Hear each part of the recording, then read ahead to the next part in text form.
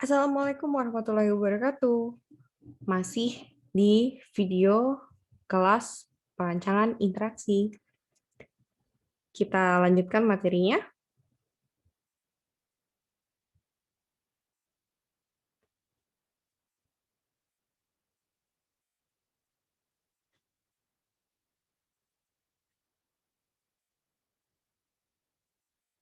Oke. Nah, prinsip desain selanjutnya yang akan kita bahas adalah feedback. Oke, kalau menurut saya ini feedback itu penting banget ya di dalam perancangan interaksi. Nah, feedback itu apa sih? Feedback atau bahasa Indonesianya adalah umpan balik adalah bagaimana kita mengkomunikasikan hasil dari sebuah aksi. Prinsipnya, feedback itu kalau terlalu banyak akan menyebalkan dan terlalu sedikit akan membingungkan. Oke, kita lihat feedback itu ada apa aja sih? Nah, feedback itu ada yang bersifatnya visual, kemudian auditory, dan yang terakhir ada haptic. Contoh dari visual feedback, misalkan teman-teman sedang mendaftar gitu ya, mendaftar di sebuah website, kalian mengisikan sebuah formulir, kalian diminta untuk mengisikan username, password, mungkin data-data yang lain.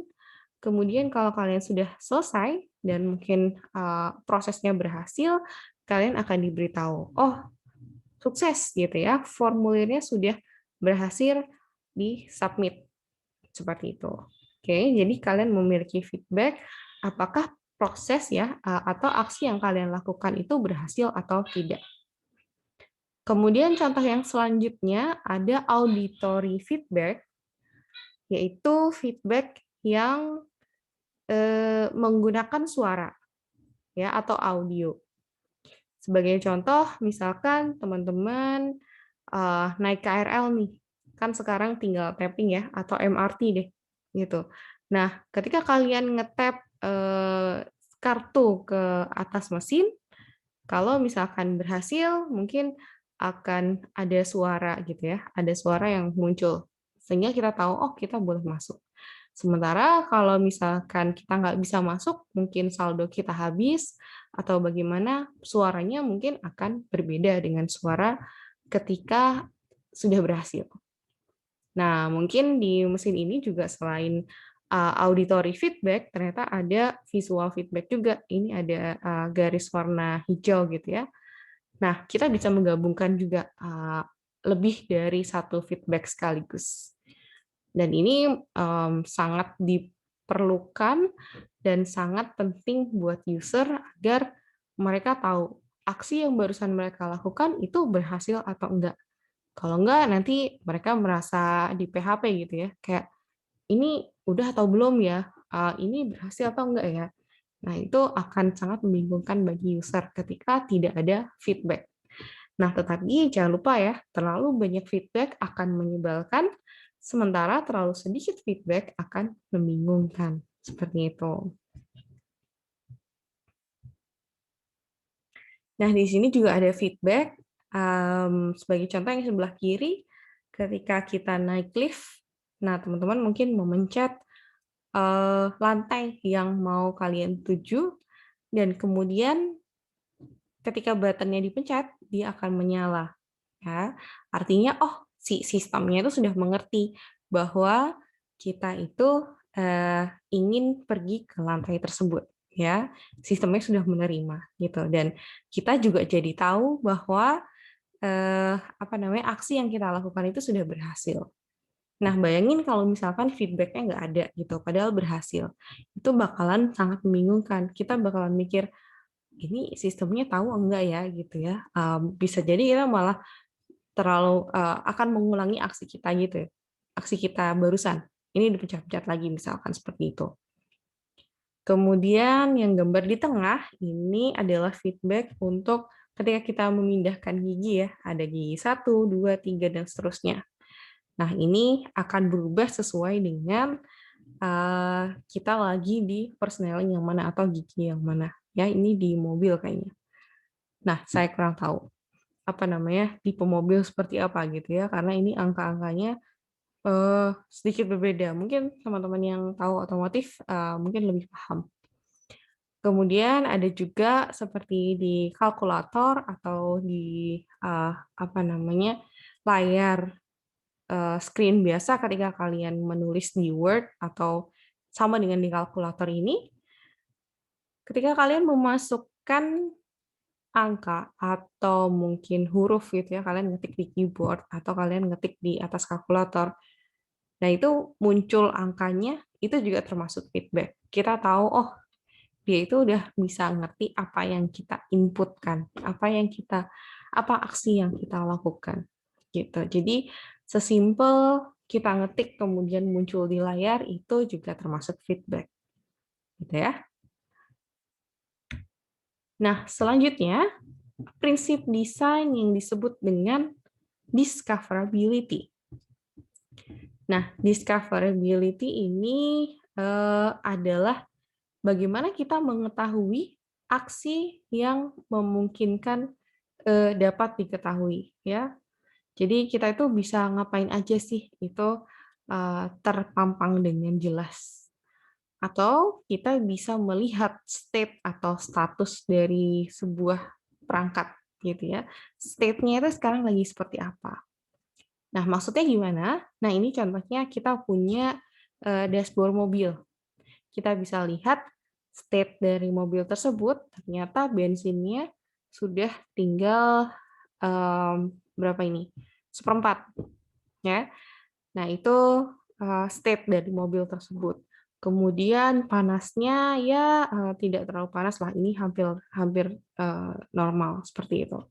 Kemudian dia sedang diam ya atau kilometernya 0. Kemudian ini apa nih? Saya kurang paham gitu ya. Apa mungkin daya dorongnya gitu ya. Apa itu namanya? Nah, seperti itu. Kita bisa tahu state dari mobilnya dari dashboard mobil. Nah, ini termasuk discoverability.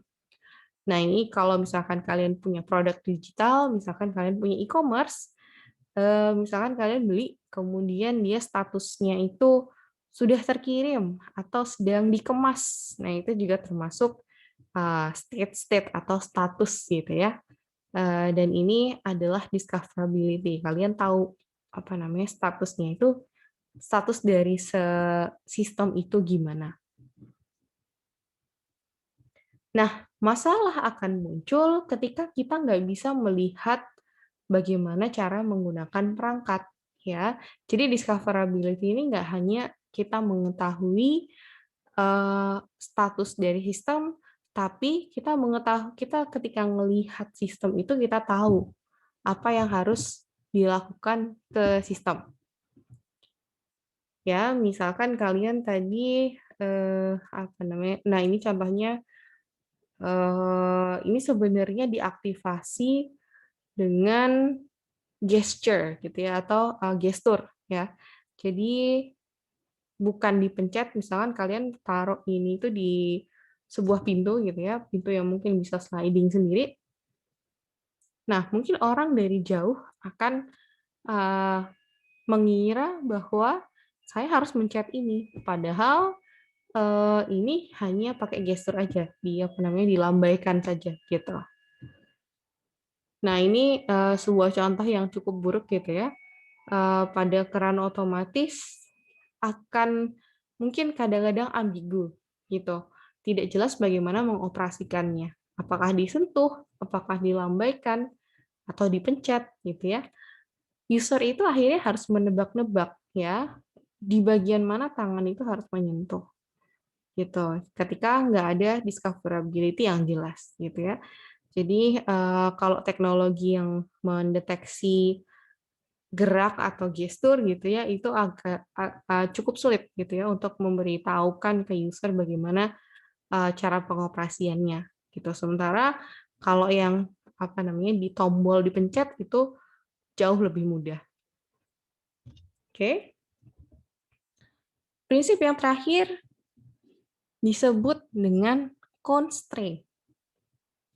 Constraint ini kalau bahasa Indonesianya adalah batasan. Nah, constraint ini gunanya adalah untuk membatasi jenis interaksi yang bisa terjadi. Oke, misalkan ya kita merancang apa namanya sebuah aplikasi, kemudian kalian memberikan menu untuk apa namanya mengaktifkan atau menonaktifkan sesuatu. Ya, itu artinya kalian hanya bisa memberikan dua alternatif, ya. Jadi kalian bisa apa namanya menggunakan mungkin tombol switch gitu aja. Jadi on dan off.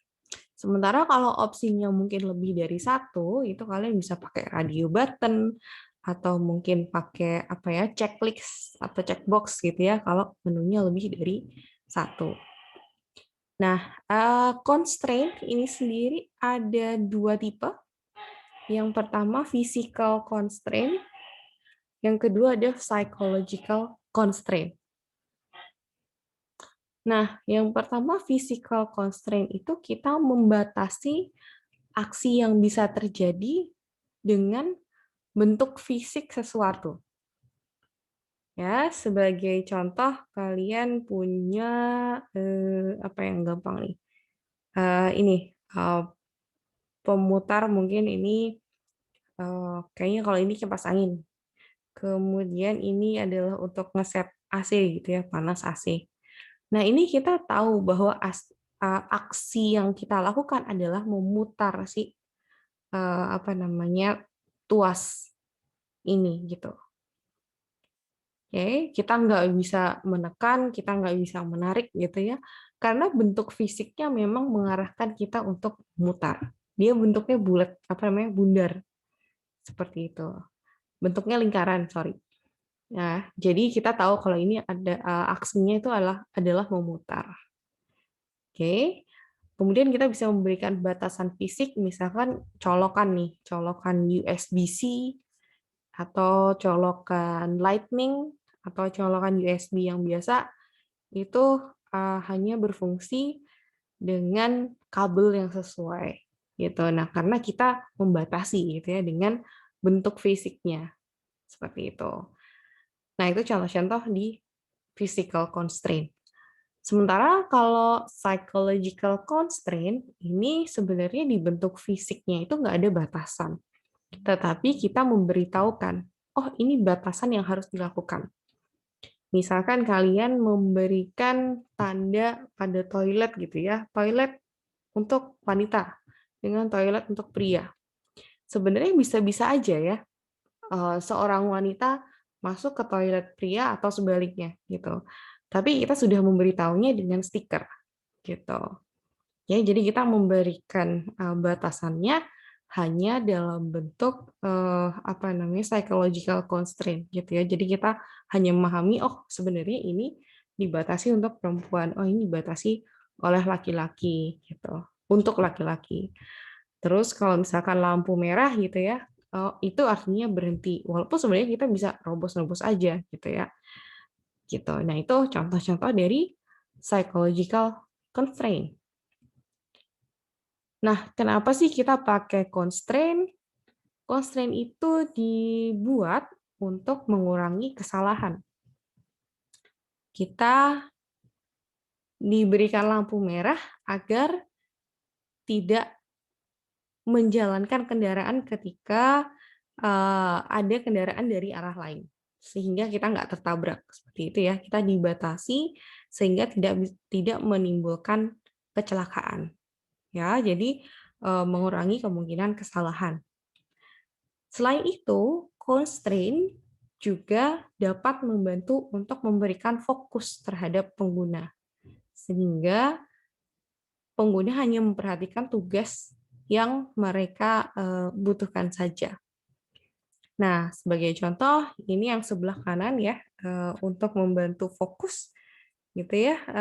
Mungkin ketika kalian menggunakan aplikasi itu, oh misalkan kalian hanya bisa mengakses ini ketika sudah login. Sehingga yang muncul secara jelas itu yang ini ya, apa namanya, hurufnya berwarna hitam. Sementara yang berwarna abu-abu ini kita tahu bahwa itu kita tidak bisa lakukan. Ya, ini termasuk constraint. Kita membatasi aksi yang bisa dilakukan oleh user. Oke, untuk video ini sampai sini dulu. Kita lanjutkan lagi nanti. Sampai jumpa.